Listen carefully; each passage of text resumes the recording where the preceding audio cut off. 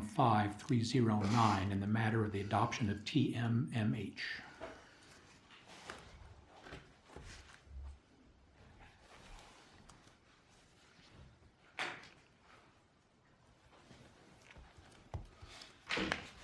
Your Honor, may it please the Court, Chief Justice and Justices of the Court, Joseph Booth appearing on behalf of LC. I wish to reserve 5 for rebuttal. 5 minutes? 5 minutes. 5 minutes is granted. By way of history of this case, it's really a history of 2 cases that are that sort of work in together. Beginning in 2008, there was a grandparent visitation case in which the parties at that point were LC and natural mother, taking care of the minor child who was born in 2006. It began as a grandparent visitation case and fairly quickly changed into something different when in 2008 the court approved an agreement between the parties granting LC sole legal custody of the minor child. Natural mother was not in the community. The child lived exclusively with LC, and that status continued until 2010. And we know those facts only because of pleading at this point? Pardon me? We know those facts in this record only because of a pleading? Your petition, because of your having pled them in the petition? We know those facts because they were part of the record on appeal, starting with the underlying adoption action. It would have been the standing motion, record volume 2, starting roughly about page 40. And the reason I ask that is I'm trying to figure out what our standard of review is here. Mm-hmm. And if we look at typical standing cases, that standard of review changes depending upon the stage of the litigation. And so I'm trying to determine what stage are we to look at it in this unusual circumstance. Is this just a pleading stage where we're evaluating whether or not you have stated enough in your pleadings to get you into court for standing, and that's our review, or are we looking at some other stage? It's different than just that we moved past that, and if I may move the chronology, and I'll try to be brief, up to where we transform in from this 2008 case into the instant adoption case, because we're at bar under the adoption case, which was filed in 2015. What happened in the history of this this other case was at 2010, then the parties agreed to share joint legal custody. The court confirmed their voluntary agreement, and that status remained so until litigation then popped back up again, culminated in 2015. And at that point, the civil court held litigation between LC and natural mother and found that over natural mother's objection that the joint legal custody status should continue forward. Counsel, before you continue, you used the word voluntary agreement. Mm-hmm. Did the court in this case actually make some kind of finding that the mother's consent was voluntary or that she had entered into that agreement voluntarily? I mean, was there any kind of evidence in this case about that? How that agreement arose? No, not at the trial court level. And the reason why is that at the culmination of this 2015 litigation, we wind up with a court order, which is in Record on Appeal, Volume 2, page 66, 67. And it was that order that wound up being subject to the analysis under the standing rigor in the adoption. That journal entry was filed reflecting the 3-day trial that occurred in February, but didn't get filed until September. In August, stepfather comes in. Now we have a completely different constellation of parties. Stepfather comes in and files a petition for adoption. So Go ahead. Oh, okay. I'm listening. Stepfather comes in and files a petition for adoption, which is the case we have here at bar, the 2015 adoption case.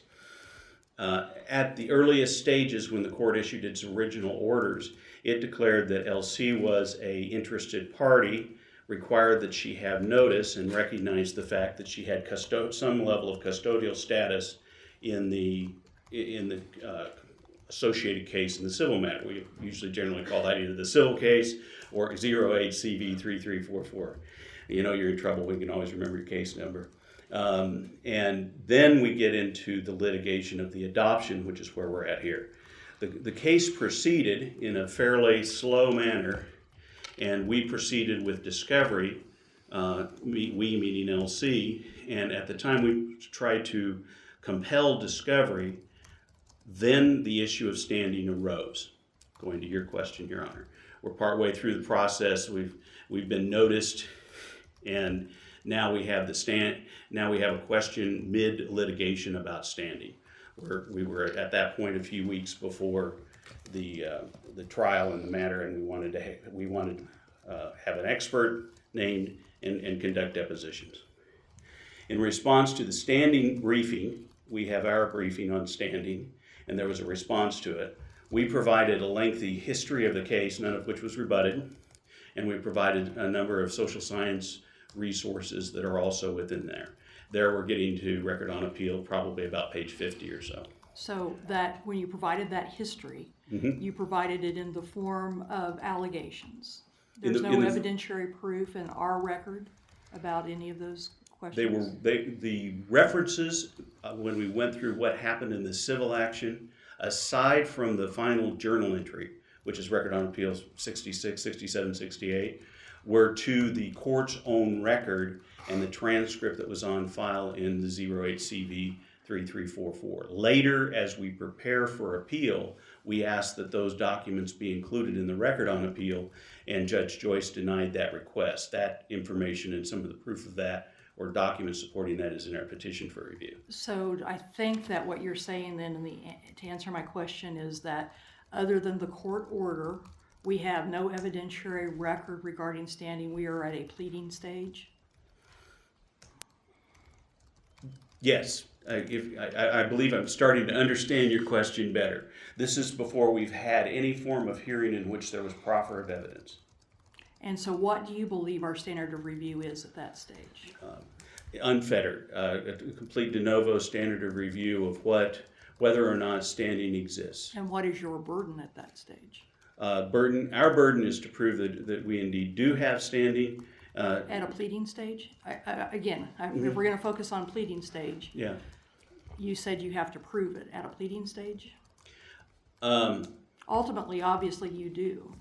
At a pleading stage, no. I would say that we don't have a burden at that point. We were noticed and invited into the case and told we were an interested party at that juncture. So at that juncture, we had already reached what I interpreted by being an interested party, which is a term of art in the probate code, that we had a standing position as an interested party. By virtue of notice. By virtue of the notice that says we're an interested party. The order that was signed by Judge Joyce named us as an interested party. And in that order, there was a finding by the court.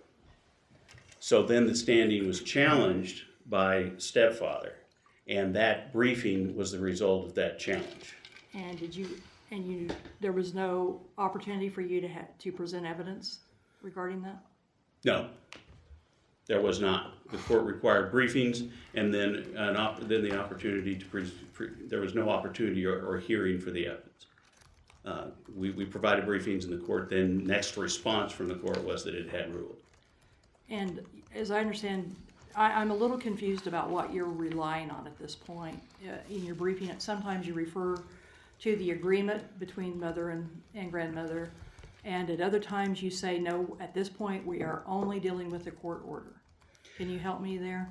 We relate directly to standing the interested party status, the discretion upon the court to find that we have that, the fact that we are a custodian, the fact that we have a court order that makes us a custodian, we believe gives us in loco parentis status, and the fact that the code itself recognizes in 2136 that a custodian can place a child up for adoption using the term custodian, and we're a custodian, LC's a custodian. Those are the bases upon which we believe we have standing in the situation, in addition to the other briefing that we've talked about on an equitable nature, that there are constitutional and due process concerns that we have that provide us standing and that frankly loops back into the interested party rubric in the sense that we have a standing in the Gagnon sense that there is skin in the game, for lack of a better term.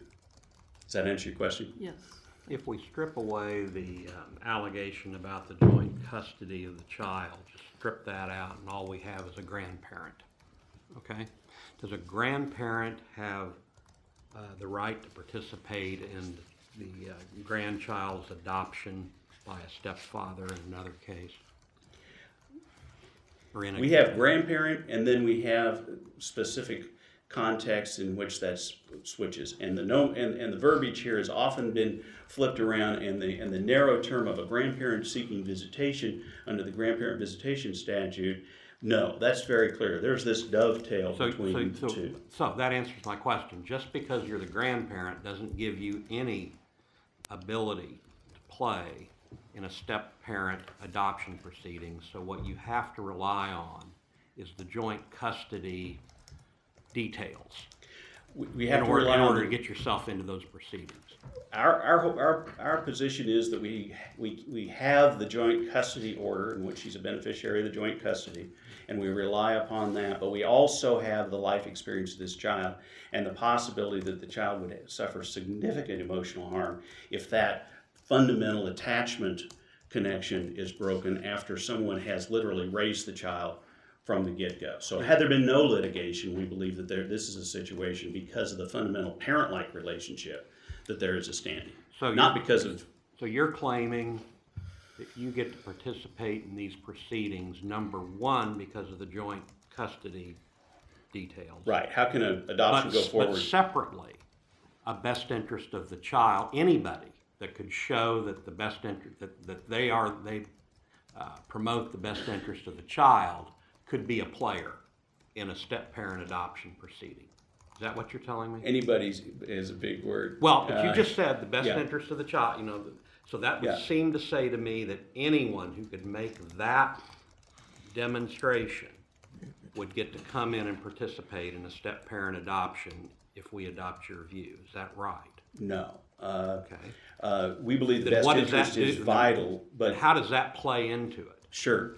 The reason why we spend a significant amount of time talking about the idea of de facto parent and some of the law surrounding that and spinning from Frazier-like cases is that there can be circumstances in which someone has obtained a parent-like relationship with a child. And those standards are usually fairly rigorous. It has to be gratuitous. It has to be with the consent and cooperation of the parent or parents. And it has to be long-standing, and there has to be a relationship that's developed. I just need to know, those factors that you're detailing are separate from the details of your joint custody agreement. Does it take both of them for you to get into court for these adoption proceedings, or can either one do it? See what I'm saying? By standing law, I believe the legal custody is what gets us here. By an extension of what has been decided by this court in cases like Frazier, I believe the relationship also gets us in. So, Is there any statutory language in the step-parent adoption scheme that supports the second proposition? there's a parent-like relationship. Yeah. In loco parentis requires the existence of a court order, but the parent-like relationship, and then in the overall probate code, the idea of the interested party. This character, interested party, in the probate code relates to whether or not you can take an appeal, but it grants the district court the authority to let parents and other interested parties into the litigation. And then if you're an interested party at the time, you can take the appeal from there.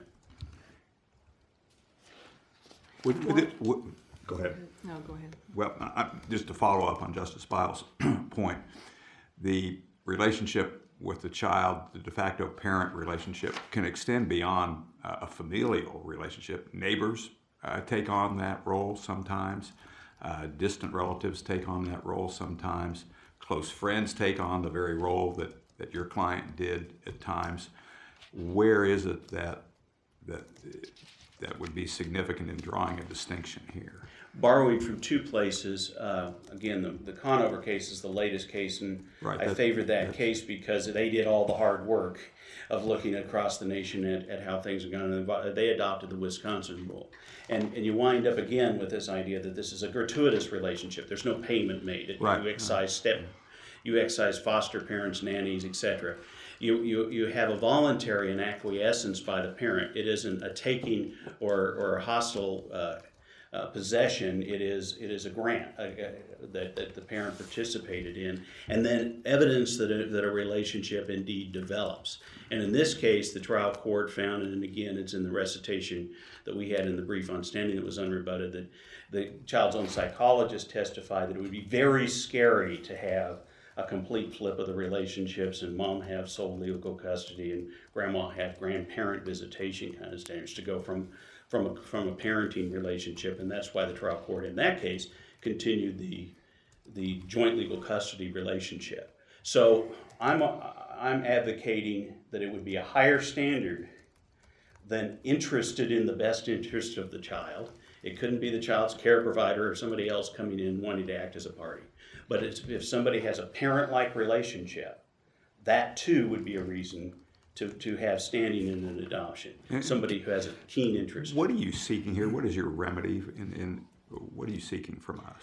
We don't believe that, one, the adoption should proceed unless the legal custodian also agrees to it.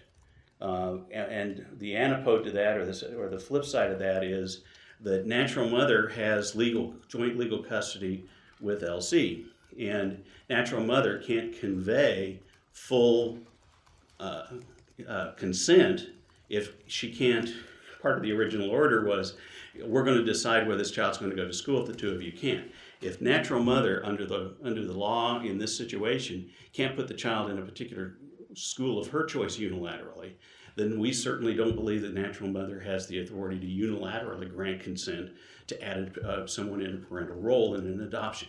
Counsel, it strikes me that you're bouncing between two descriptions of the grandmother's relationship with the child. On the one hand, you talk about it being joint custody, but on the other hand, you often talk about it in terms of a parent-like relationship, or maybe even a parental relationship. So my question to you is, can you describe for us, from your perspective, what is the nature of the agreement between mom and grandmother?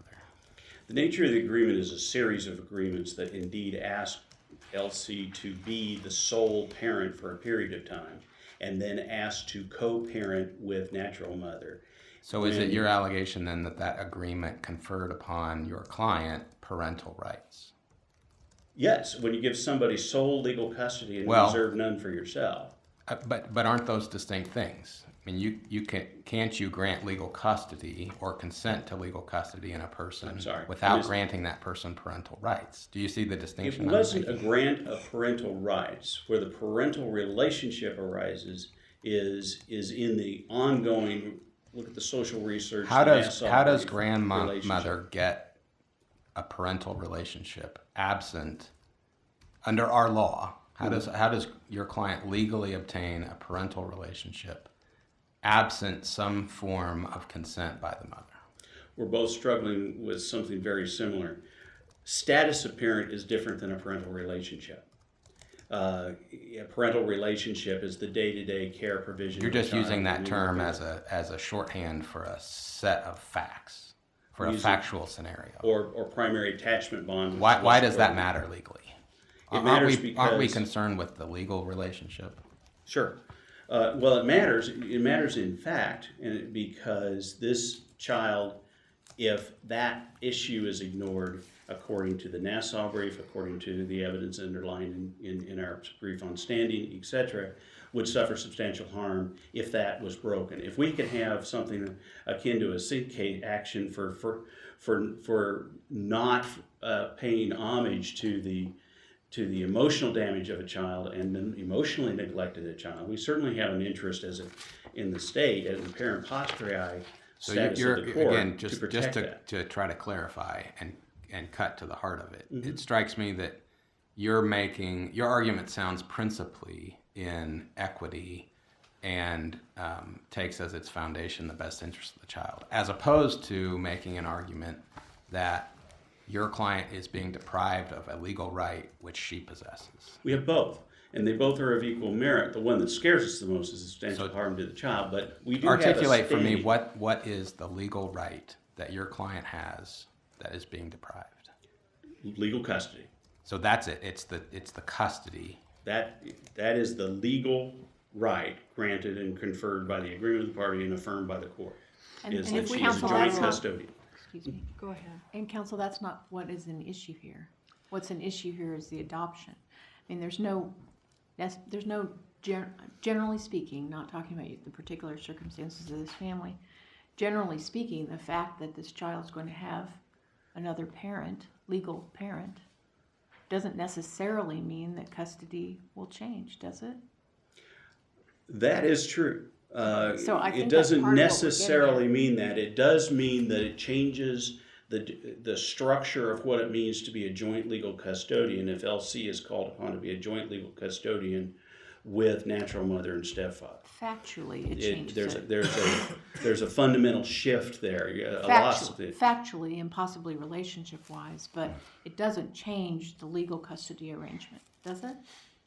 Well, Just because that another will be the person next comes round in. of litigation. Exactly, that's not before us today, and that's what we're struggling with, I think, is that you're using an inevitable change in legal custody to support your argument in this case, which is not about custody. This case is about adoption.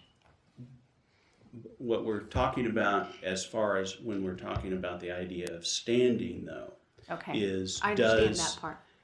does she lose something that she has no opportunity to present evidence and care for? I I- understand. Thank Excuse you. me. I heard you say that this adoption would not necessarily nullify the order you already have in civil court. Is that correct? There's nothing that would nullify it. There's nothing in the Well, law then- because they're two different sets of Then what parties. is the injury? The Standing injury- requires not just that you might potentially have a dog in the fight, but also that the proceeding will affect your client. And if it doesn't nullify her custody order, then where's the harm? She's still got the same rights after adoption she had before. They've changed. She now is in joint legal custody with at least two other people then, at that point. And there's nothing that says the flip side of this, because these are uncharted waters, we cannot say that the joint legal custody status will absolutely remain unaffected. Draw the analogy Well, between the the grandparent civil- visitation. We know by statute that the adoption doesn't change that relationship, but we don't know that here. But the judge in the civil action contemplated that a change anyway. He ordered that there be a move towards reintegrate with the natural mother, did he not? That Yes. was the plan all along, is to reintegrate with the natural mother. So that was contemplated in the change in the civil action. I mean, that was the rules of the game to start with for your client, that I'll have custody, but we're going to move towards reintegrating with the mother. That Correct? Is that accurate or not? Reintegration, what happens if there is ever able to be a reintegration? This reintegration process has been underway since 2010, and we have a 2015 finding that it didn't occur. Even if there is an integration, that doesn't mean that LC's custodial role is changing because of that. It's natural mother's role with the minor child that changes because they become more and more integrated. If we can borrow from property law the concept of a bundle of rights, if we look at just the legal principles, what gives your client that stick in that bundle that she has any say in whether or not a step parent becomes a part of this co-parenting relationship? Why she can prevent it from going from two 2 sticks of parental rights to 3. Well, again, you have a diminishment of the value of sticks if you start adding more to the bundle, twisting the metaphor slightly there. But also, as someone who has been granted authority by the court to make custodial decisions, best interest decisions on how to raise this child, as fundamental as counseling, choice of school, etc., it is, in my mind at least, incomprehensible that that person wouldn't have at least a voice and vote in the process of whether or not we're going to change the parental structure. Except that under the law, a guardian could have many of those same rights, same duties, I guess, in terms of a parenting, but they do not have a right to have a voice in an adoption proceeding. And the Court of Appeals drew an analogy to that, and I know it may be somewhat a strained analogy, but I think it's a valid question of where in the law does someone who is not a natural parent gain a right to have any say in a step-parent adoption? I believe that the custodian is also an advocate for the best interest of the child, and we'd be prepared to proffer evidence of what the effect of the adoption may be on the child, and we believe the effect would be devastating. So to protect the interests of the child is one of those other aspects that we have here today. So you can't point us to any statute, any case law, other than a de facto parent type of situation to give you that stick? Other than if you go the opposite way and you say that someone has ignored the duty of a parent to care for the emotion, the duty of a custodian, legal custodian, to care for the emotional needs of the child and to protect the child from harm, those rights can be severed. We have this broad description arising from the concept of what we do to raise children. A joint legal custodian has far more rights than a guardian. Guardian is under the constant supervision of the court, and there are limits and reporting responsibilities to the court. This court gives a joint legal custody and is only expecting to hear from the parties if they're at odds. The journal entry says that on Record on Appeal, page 66, volume 2. So you have a situation in which someone is charged to care for and protect the child, and if they failed to do so, they would be punished. And here we have a situation where she's being barred from doing so, to even have a voice in this process. That eclipses the best interest arguments for this child. Do you have any further questions? Thank you, counsel. Thank you.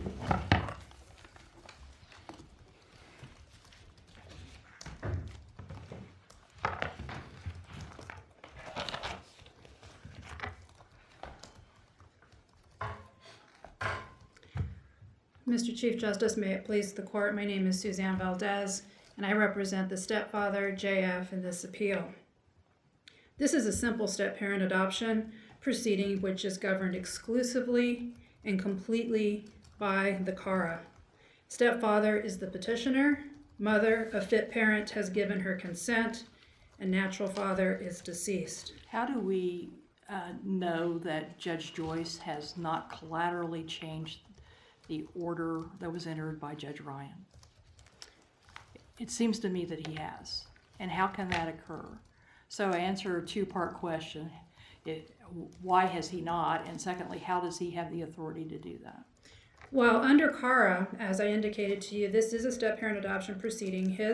When this case was filed by stepfather, it was for purposes of obtaining the decree of adoption for the young boy, TMMH. Judge Joyce followed procedure. The procedure for a step-parent adoption proceeding is very clear, especially when we have a father who is deceased. So procedurally it was followed. The judge also ordered a guardian ad litem to be appointed. I want to focus on the standing question. And I can clarify that, Your and Honor, his because order about why he ruled the grandmother did not have standing. Okay, yeah, and I think I can clarify that. If you look at In Re JAB, which is the 2000 step-parent adoption case, that opinion actually is right on point, we believe, for this particular case. The Court of Appeals uses the word standing to describe a grandparent's right to participate in the CARA. That okay? grandparent did not have custody, though, did? Correct. Order of custody. Correct, but they use this word standing when I really think, just to clarify what standing means, under the CARA, standing means the right to participate in the adoption proceeding. So it's the right to participate. It's not really a standing issue. In fact, standing was never really even discussed. I think we're using standing as a shorthand for... It is a shorthand, but it's really like a 60-212B6, failure to state a claim. In fact, if you look at an opinion by the Court of Appeals that I think it was decided a few years ago, In Re IM, Judge Arnold Berger really kind of finesses the argument about whether looking at CARA and particularly the standing issue. And it really is just the right to participate. CARA is governed... And what I'm asking is, why didn't Judge Ryan give this party a right to participate,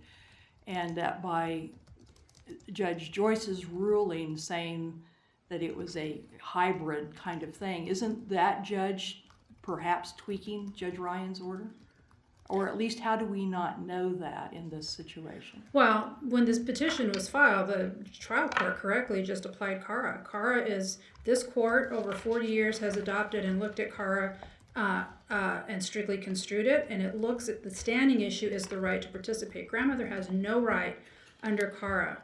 A grandparent has no right to participate in a step-parent adoption. That's the question we have before us today. Correct. I'm not so certain that it's as absolute as what you're suggesting. And I think it is, Your Honor, because I think that over 40 years of interpretation of the CARA, this court has been very clear on giving looking at the CARA, strictly construing it, giving words their meaning. If you look at who has the right to petition in a step-parent adoption, it's the stepfather, which is happening here. Who has the right to consent? It is the mother, the natural mother, the only surviving parent. Parent has been strictly construed to mean natural parent. Nowhere in the CARA ever is there any mention of a grandparent having rights to participate in a step-parent adoption proceeding for purposes of challenging and objecting to it. And in fact, the only right a grandparent has under Kansas law in any domestic relations context, whether it be a guardianship, whether it be custody, like in the separate grandparent visitation case, which we argue is an extra-legal order by Judge Ryan, is the right to seek reasonable visitation under KSA 233301. Indulge me and move past that and say, can another non-natural parent have parental rights? And is that the effect of Judge Ryan's order in this situation? I think under the custodial order, I think the judge, the Court of Appeals correctly reviewed the custody proceedings and whether you can have this, what I believe grandmother has termed the permanent custodial legal arrangement.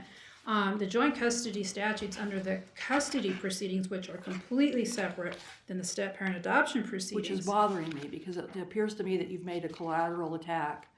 And why not consolidate that so that you had one judge adjudicating so that that judge knew what the orders were and what they meant? Well, because I believe that under the step-parent adoption, under the grandparent visitation proceeding, which it was originally filed as such, the only way grandmother had the right to file any action in this whole factual scenario was through the grandparent visitation statute, which she did. Ultimately, through a series of agreements, there was this joint custody order. Again, what I want to point out as well is that that agreement was always temporary in nature. It was never permanent. We don't know that. That's the problem we're having here. Right. And why I'm asking how we can determine that, and how we can determine that it isn't altering whatever was in that other case, because we have no idea of knowing whether it was the judge thought it was permanent or what the judge thought the judge was, what rights, what bundle of sticks that judge was granting. Because under Kansas law, it doesn't matter. Under the CARA, it doesn't matter whether there was this other what we think is an extra legal order in the grandparent visitation case. And in fact, if you look at In Re JAB, that is precisely what happened factually in that case. It's a little bit different, but In Re JAB involved a mother, a father, a stepfather, and we have a child. Mother actually had issues with drug, addiction and alcohol issues. Grandparents concerned family filed a SYNC action. They also filed a guardianship petition. All of this was happening when mother decided that she wanted to have her husband adopt the son, her son. And so stepfather filed the step-parent adoption proceeding. That's what JAB is all about. So that adoption proceeding went forward. And despite the fact that there were these other cases, this guardianship in place, and even a sink action where mother's unfitness was alleged. And in that particular case, in Re JAB, the court determined that Cara was viewed separately. It's a separate proceeding. It was a step-parent adoption. And it would not affect the outcome of those other cases. Be part and parcel of it all, but certainly the Cara, in fact, how it's interpreted, how this court's interpreted in the past, that the step-parent adoption should go through because it was in the best interest of the child, and good public policy for this adoption to be granted for that child. I hope that answers your question. I believe that it is really just an issue of how we view standing. Under Cara, it really is looking at the right or the scope to participate. Grandmother has no rights, no exclusive or explicit right to participate. I want to focus a little bit next on the de facto parent argument, because I think that was raised here in argument, and it certainly has been briefed. That argument essentially is an end run around the Cara, which is very clear in that it does not provide any sort of right to a de facto parent to participate in any of the 4 adoptions that Cara recognizes. What if it wasn't a de facto parent, but a parent by virtue of a kind of agreement that this court has previously recognized as conferring parental rights? So to that point, Justice Stegall, I think you asked a question earlier as well about whether this arrangement in the separate case conferred this parental status. It did not. If you look at the order, of course, which is not part of the record on Right. appeal, grandma is grandma, mom is mom, and they had an arrangement where grandma stood in and took care of this But again, child. we don't, that's not part of the record, so Correct. we don't know. So, Correct. and again, indulge the court for Sure. a moment and just answer what admittedly is a hypothetical. What if we disagreed with you on that? Or what if the evidence was contrary to that position and in fact there was an agreement that would have conferred those kind of parental rights? So even Then s- what happens? Because so- your argument appears to me to be Sure. that the statute wouldn't permit that person to participate either. And it doesn't. The Cara is very clear. The Cara is very clear about who has the right to participate for purposes of being involved. Would that in, be constitutional? Of course, I believe so. And in fact, this court had the opportunity to acknowledge and recognize and accept the de facto parent doctrine in Frazier versus Goodshaw back in 2013. Those arguments were made. Now, I want to make some distinctions here. That was in the custody realm. This is an adoption proceeding, which is a completely separate statutory creature. And in fact, this court has recognized the fact that Cara has a separate statutory scheme. Custody is a. I'm just trying to figure out, and you've confirmed for me your argument. I'm trying to figure out how it could be that a statute could deprive a parent of the right to participate in that parent's child's adoption. And that seems to me to be your position. Well, no, my position is that the Cara doesn't allow a de facto parent the right, this idea, this concept of a de facto parent to participate. The law is very clear under Cara that a natural parent participates. The natural parent gives consent, but the court has never extended or has A parent accepted. is a parent is a parent. I mean, Correct. I understand natural parent has a specific meaning. I'm not sure what you mean when you say de facto parent. Well, I don't believe the de facto parent doctrine should be recognized by this court at all in this case because, first of all, this court had the opportunity to do it in the custody realm and chose not to in the Frazier case. And while the de facto parent doctrine has been adopted in some states, that was in the custody realm, and that was back in the day when we had the problem with, not the problem, but the issue of having same-sex couples, usually lesbian couples, who had explicit agreements about parenting. You had 2 moms in a marriage-like relationship. Well, let's just say we had that situation here. What would happen under your theory of the case? If you accept the de facto parent doctrine idea, acknowledge it for purposes of an adoption proceeding, and I'm going to answer your question in just a second, but while I have this thought, nowhere in the country, in any jurisdiction, even though the de facto parent doctrine may be accepted in a custody proceeding, has it ever been extended to an adoption proceeding? That is absolutely true. Never has it been accepted in an adoption proceeding.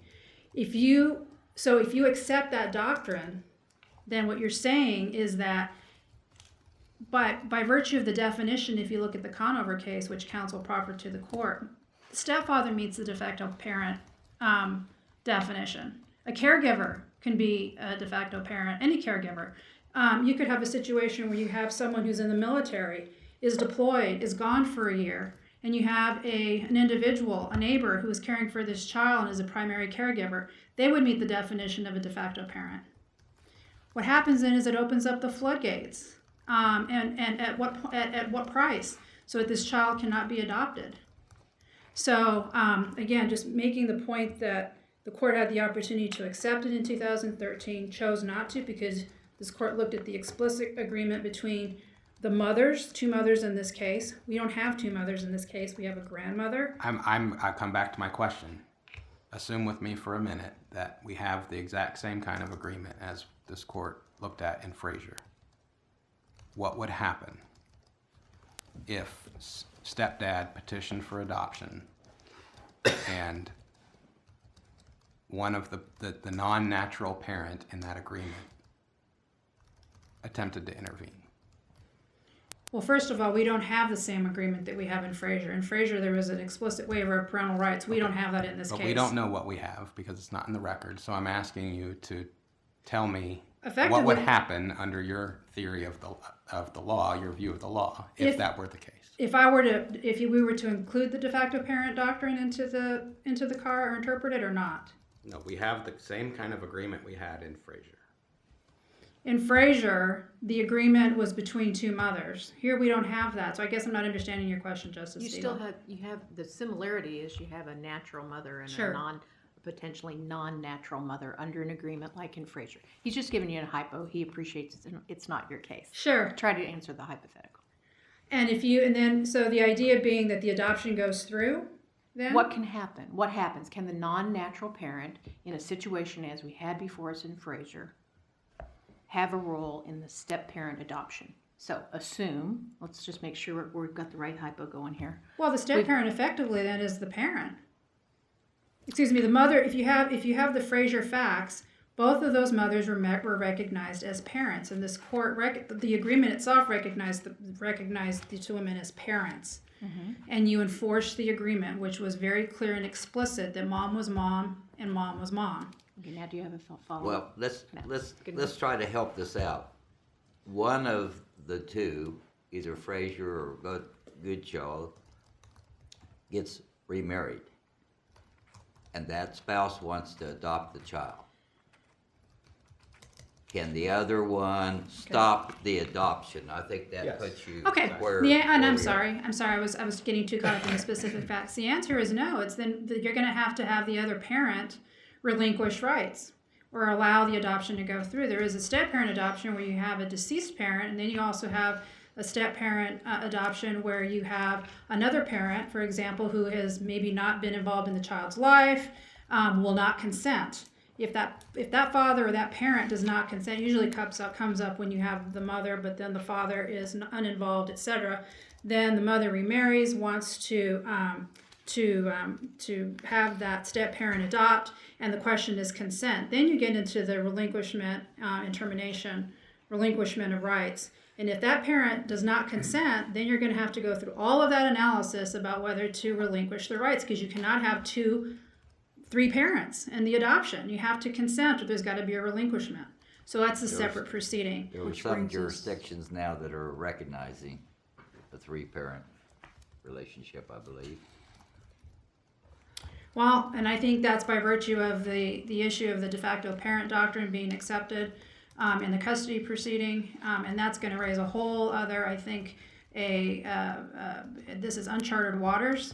This is, as counsel has articulated, in effect, what you have then, if indeed you have three parents, is potential problems with that I think that we can only contemplate. I call it a parade of horribles. Don't we have a problem in this case without understanding what happened in Judge Ryan's court? We do have some attachments to the record that indicates the grandmother is referred to as a parent. And so without the clarity of exactly what the relationship is, how do we know what we have here in terms of the de facto parent how close is it to, I know we don't have the exact same scenario as we did in the Frazier case, but is it something close? We don't really know what it is, do we? Well, In terms of analyzing it under the de facto parent kind of analysis. if you look at the agreement itself that was attached, I think as part of the briefing, there's Judge Ryan's order, which of course does contemplate full reintegration with the mother. That is very, very clear through his order. That has not occurred. If you look at the agreement itself, they call it a parenting agreement, but if you look at it very, very carefully, it does designate in that document that grandma is viewed as grandmother, mother is viewed as mother, and that the parties will continue to work together to ultimately reintegrate the child back to mother's home. She's never called mother. The point we've been trying to make, though, is that is not in the record before us, which brings us back full circle to the initial questions I was asking the opposing counsel about the status of where we are. If we are at a pleading-only stage, why would we not just look at the fact that there have been allegations that there was an agreement that gave parental rights, and then this would have necessarily required some sort of an evidentiary hearing, so that there were facts before us, or even before Judge Joyce, so that those facts were set out in an evidentiary record for decision.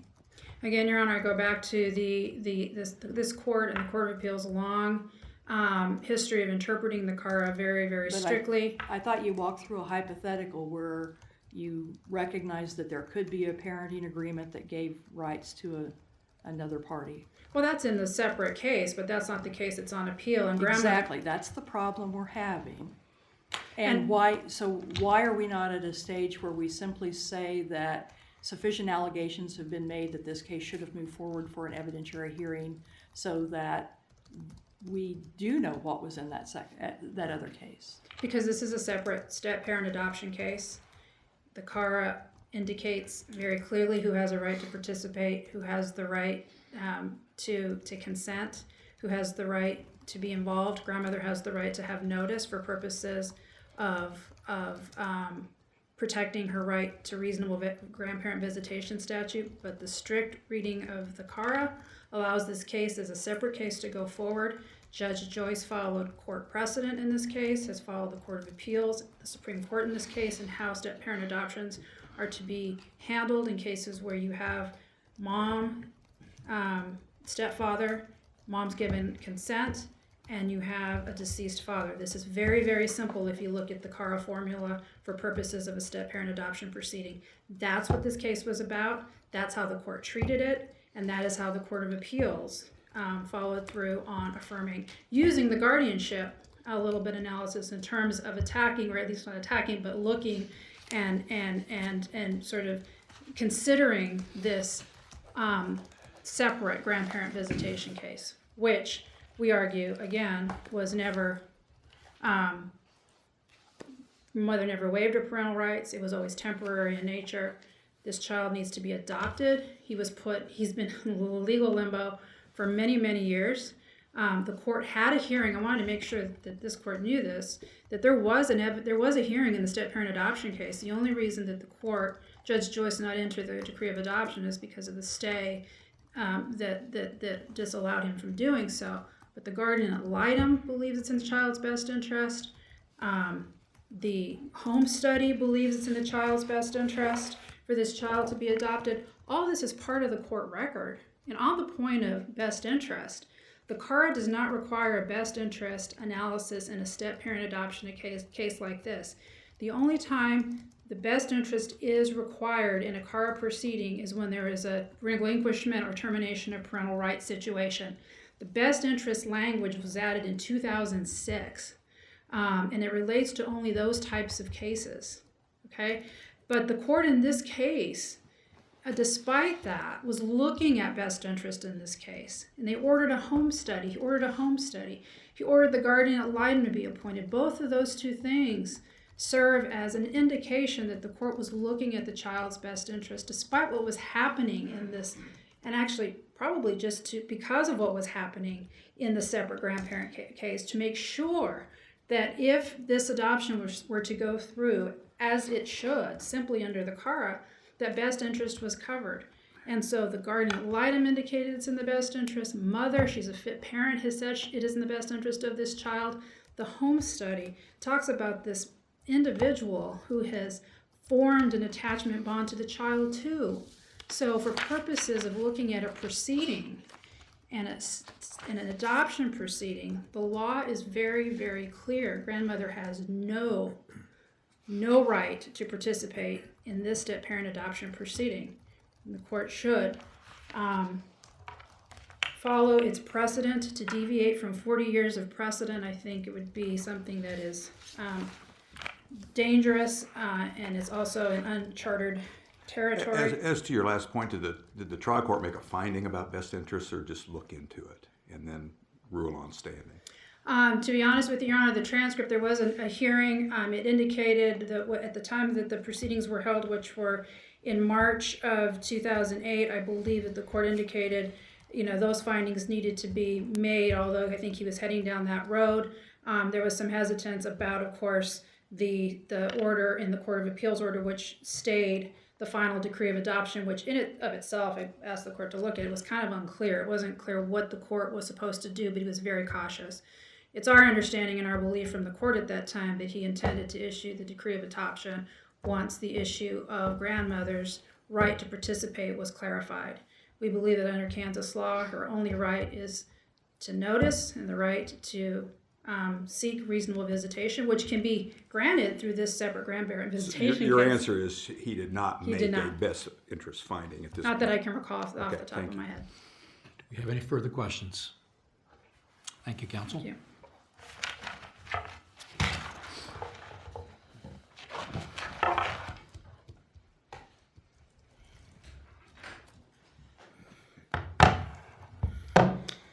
To go back to your bundle of sticks, I also want to talk about the child as a bundle of sticks in the analogy, and we have a bifurcation of that bundle that occurs as natural mother then conveys custodial rights to LC. So we have the bundle of sticks has already been bifurcated in many ways. Whatever that is, a 60-40, 20-30, whatever we want to use, however we want to bend that metaphor in a certain way. And that's where we're coming from in the sense that, among other things, the unilateral authority, how many times can she turn around and grant these sorts of authorities to people in sequence? She tried to get out of the joint legal custody, and you're correct, it was a collateral attack. This is a collateral attack on that action. She tried to get around it. The court said no. So then we're trying this direction. And so that inability to convey clear title, to stretch that analogy to its probably most repugnant, is an important issue. Going back to the question on if this were a Frazier case and this issue's happening a lot in the country. A couple breaks up. Usually the natural parent marries and then moves for a step-parent adoption, sometimes without the awareness of the co-parent from the earlier situation, because they're no notice because they have no unique standing, and they wouldn't even be a grandparent in the sense of having a notice. In that situation, what the arguments are cobbling together to be would be you wouldn't have any standing to make the argument that you had a Frazier-like situation. And there's got to be an openness to the door to at least, as you said, have some kind of evidentiary process. We wound up with the court diluting the value of this order that Judge Ryan made. Judge Ryan's order, there's no way to read that as anything else than a joint legal custody order. It legislates things like, I've been involved in this case for several years. We went through 3 days of trial. We're going to try to integrate the child into mother's life. Right there is a finding that there's a parental role between LC and the child, and there's not an integration in between natural mother Counsel, and the child. your position, correct me if I'm wrong, is that the agreement that Elsie has conferred upon her rights either identical or substantially similar to the rights conferred in the Frazier case. I want to be really, really precise here, as candor to the court. In the Frazier case, the agreement was crafted before the child was conceived, and there was an intention to make a baby and then raise that baby as co-parents. And part of that agreement also included the declaration, which this court recognized, that Frazier was a de facto parent. The decision says we don't need to decide that; they decided that for themselves. So the difference occurs that this agreement, especially the 2008 agreement, which at that time had no end game, it was just for as long, because we had no idea whether Natural Mother was going to return to the community, was to take complete care. So in one aspect, in the Frazier, they're going to take joint care. In our situation, LC was to take complete care of the child, and Natural Mother have no care providing or custodial decision making authority whatsoever, with the jurisdiction there to be able to come back, plead to the court, and change that finding later because of what has remained as her status as parent. Then we functionally wind up with a parenting role exclusively with LC. Then we wind up with a co-parenting role. So in an evolutionary sense, instead of predicting that this is how we're going to go, it is the culmination of how things moved, because there's an agreement that even precedes the 2008 joint legal custody, and it was more of a very active grandma. And then it changed to a parental role, a clear break. It sounds to Completely me different like set of you're roles. describing the series of agreements in this case as describing and delineating the roles, whereas I would suggest to you in the Frazier case, the agreement concerned legal status. And doesn't that make a difference in this case? It might in some aspects, but it certainly doesn't to the child. Okay. Do we have any further questions? Thank you, counsel. We thank you both for your arguments this morning. The court will take this matter under advisement. Typically, we would now call the second case on the docket, but we've had a vigorous discussion for about 60 minutes on this first case, and I'm going to declare recess for 15 minutes.